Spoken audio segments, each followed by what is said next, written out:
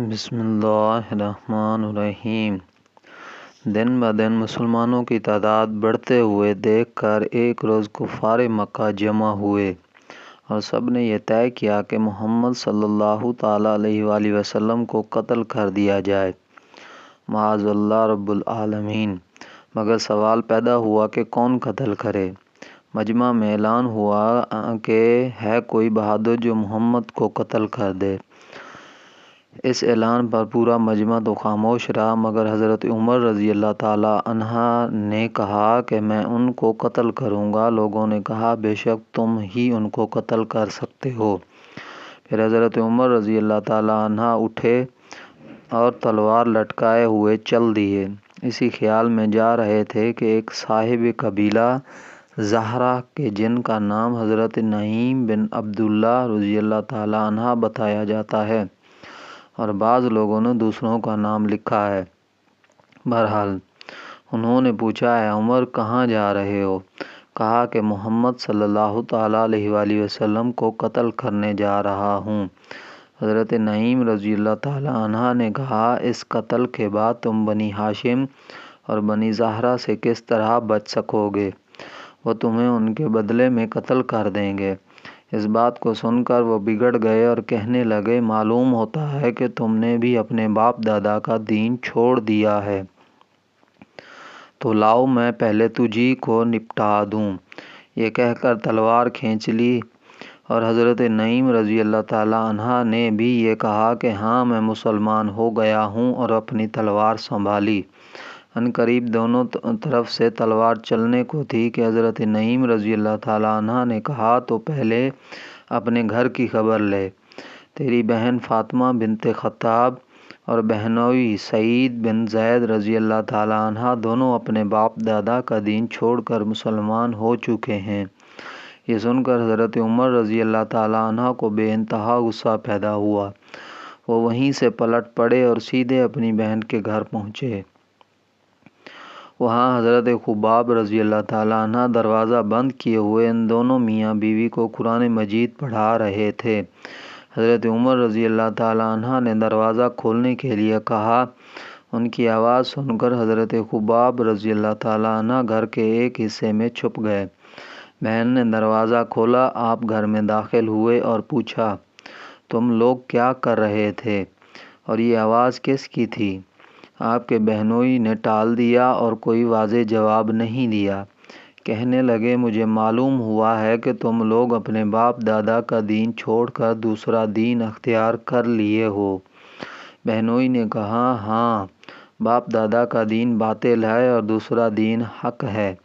یہ سننا تھا کہ بے تحاشا ٹوٹ پڑے، ان کی داڑھی پکڑ کر کھینچی، زمین پر پٹک کر خوب مارا۔ ان کی بہن چھڑانے کے لیے دوڑیں، ان کے منہ پر ایک گھونسا اتنی زور سے مارا کہ وہ خون سے تر بتر ہو گئیں۔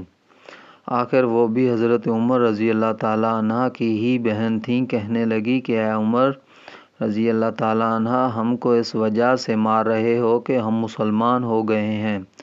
کان کھول کر سن لو کہ تم مار مار کر ہمارے خون کا ایک ایک قطرہ نکال لو، یہ ہو سکتا ہے، لیکن ہمارے دل سے ایمان نکال لو، یہ ہرگز نہیں ہو سکتا۔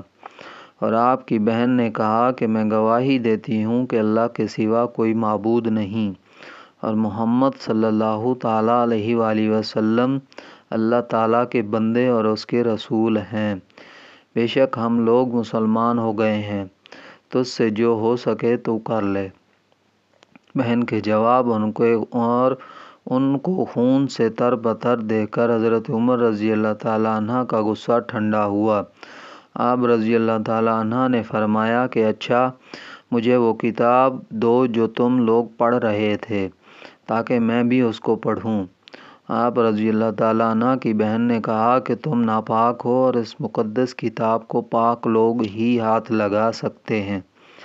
حضرت عمر رضی اللہ تعالیٰ عنہ نے ہر چند اصرار کیا مگر وہ بغیر غسل کے دینے کو تیار نہ ہوئیں۔ آخر حضرت عمر رضی اللہ تعالیٰ عنہ نے غسل کیا، پھر کتاب لے کر پڑھی۔ اس میں سورۃ طٰہٰ لکھی ہوئی تھی۔ اس کو پڑھنا شروع کیا۔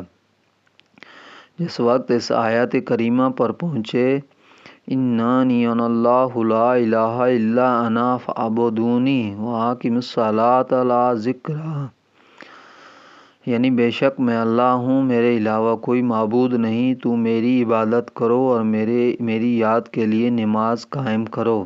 تو حضرت عمر رضی اللہ تعالیٰ عنہ کہنے لگے کہ مجھے محمد صلی اللہ تعالیٰ علیہ وآلہ وسلم کی خدمت میں لے چلو۔ اس وقت حضرت خباب رضی اللہ تعالیٰ عنہ نے یہ بات سنی تو آپ باہر نکل آئے اور کہا، اے عمر، میں تم کو خوشخبری دیتا ہوں کہ کل جمعرات کی شب میں سرکار اقدس صلی اللہ تعالیٰ علیہ وآلہ وسلم نے دعا مانگی تھی کہ یا الہ العالمین، عمر اور ابو جہل میں جو تجھے محبوب و پیارا ہو اس سے اسلام کو قوت عطا فرما۔ معلوم ہوتا ہے کہ رسول اللہ صلی اللہ تعالیٰ علیہ وآلہ وسلم کی دعا تمہارے حق میں قبول ہو گئی۔ رسول اکرم صلی اللہ تعالیٰ علیہ وآلہ وسلم اس وقت صفا پہاڑی کے قریب حضرت ارقم رضی اللہ تعالیٰ عنہ کے مکان میں تشریف فرما تھے۔ حضرت خباب رضی اللہ تعالیٰ عنہ آپ کو ساتھ لے کر رسول اللہ صلی اللہ تعالیٰ علیہ وآلہ وسلم کی خدمت میں حاضر ہونے کے ارادے سے چلے۔ حضرت ارقم رضی اللہ تعالیٰ عنہ کے دروازے پر حضرت حمزہ رضی اللہ تعالیٰ عنہ، حضرت طلحہ رضی اللہ تعالیٰ عنہ اور کچھ دوسرے صحابہ کرام رضوان اللہ تعالیٰ علیہم اجمعین حفاظت اور نگرانی کے لیے بیٹھے ہوئے تھے۔ حضرت حمزہ رضی اللہ تعالیٰ عنہ نے آپ کو دیکھ کر فرمایا کہ عمر آ رہے ہیں، اگر اللہ تعالیٰ کو ان کی بھلائی منظور ہے تب تو یہ میرے ہاتھ سے بچ جائیں گے، اور اگر ان کی نیت کچھ اور ہے تو اس وقت ان کا قتل کرنا بہت آسان ہے۔ اسی درمیان میں آقا دو عالم صلی اللہ تعالیٰ علیہ وآلہ وسلم پر ان حالات کے بارے میں وحی نازل ہو چکی تھی۔ سرکار اقدس صلی اللہ تعالیٰ علیہ وآلہ وسلم نے مکان سے باہر تشریف لا کر حضرت عمر رضی اللہ تعالیٰ عنہ کا دامن اور ان کی تلوار پکڑ لی اور فرمایا، اے عمر، کیا یہ فساد تم اس وقت تک برپا کرتے رہو گے جب تک کہ تم پر ذلت و رسوائی مسلط نہ ہو جائے؟ یہ سنتے ہی حضرت عمر رضی اللہ تعالیٰ عنہ نے کہا، اشہد ان لا الہ الا اللہ وانک عبد اللہ ورسولہ، یعنی میں گواہی دیتا ہوں کہ اللہ کے سوا کوئی معبود نہیں، اور میں گواہی دیتا ہوں کہ آپ اللہ کے بندے اور اس کے رسول صلی اللہ تعالیٰ علیہ وآلہ وسلم ہیں۔